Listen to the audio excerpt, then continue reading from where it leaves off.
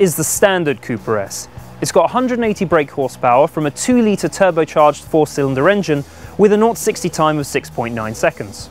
I've always really enjoyed the driving dynamics of hot hatch Minis, from this one to the previous generation John Cooper Works and Mini GP, but today I'm here to sample an ever so slightly faster Mini.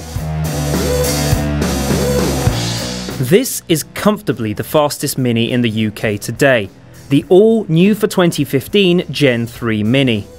It's the fastest of 3 classes in the Mini Challenge, a racing series in the UK which aims to provide a competitive and affordable championship catering for all experience and budget levels. With the Gen 3, the guys who run the championship have said they wanted to create a car that delivers unrivaled performance in a single make championship, a touring car experience at a fraction of the cost. Well, Mini Challenge is a race series that's got real heritage in the UK. It's been running now for 13 years. It has a number of classes. You have an entry-level Cooper class, the JCW class being a turbocharged 1.6 litre, and now the new Gen 3 2-litre turbocharged car really does take the bar up much higher. The key things are that it's affordable, and that everybody has an even chance, that the cars are identical, so there's no chance that somebody has got a quicker car than you or that they've got more money to spend. It's down to whether or not you're the driver that has the skill and the capability to get the most out of the car, and not all those other things that are driven by a checkbook. Mini does have a particularly unique place in the heart of the public, and as such we get a lot of spectators, and also sponsors have a slightly greater tendency to want to get involved because of the mark and the fact that it's an iconic British brand. The Mini Challenge is administered by Total Track, who've built this car in-house. Unlike the standard Cooper S, the 2-litre engine delivers up to 275 brake horsepower with over 400 Nm of torque.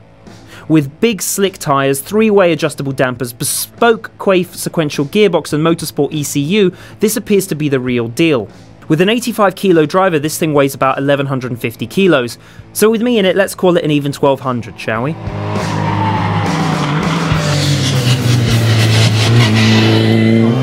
Wow, this thing is all race car. It's got this Quaife sequential system, custom built for the car. You don't dip the clutch when you shift up, you just flat shift, which is great. You dip the clutch to change down, but it just feels wonderful. Wow, you can feel it pull. There you go. It's hard to believe that this is pretty much the engine you get in the Cooper S. It certainly doesn't sound like that in here. What they're trying to do, the Mini Challenge, when they made this car, is to give the series some more credibility to drivers who wanted to kind of take the next level. There's the Clio Cup, traditionally for those who want sort of a touring car experience. And people tended to think of the Mini Challenge as, you know, just pretty much stock road standard John Cooper Works and Coopers. And I tell you, this certainly isn't that. If the Gen 3 Mini is to give the Mini Challenge some more credibility, I would say this about does it. You can't get much more credible than this. You can't get much more incredible than this. Listen to that!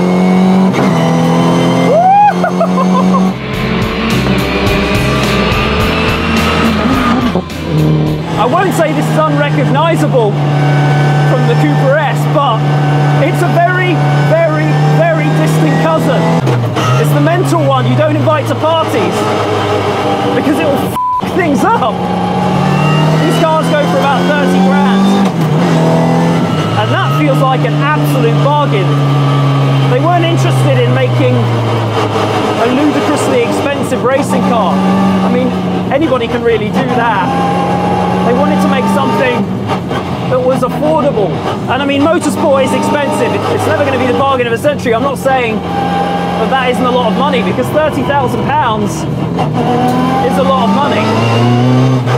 But look what you're getting. You're getting a fully bred race car. You're not getting a halfway house. This isn't a hot hatch. This isn't even a hyper hatch.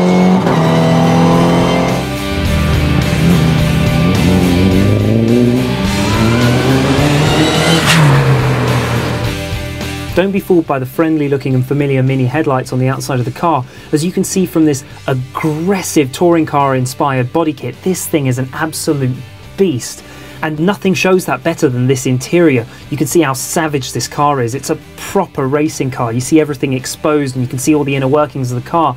And you realise that obviously this is a very, very different car from the Cooper S.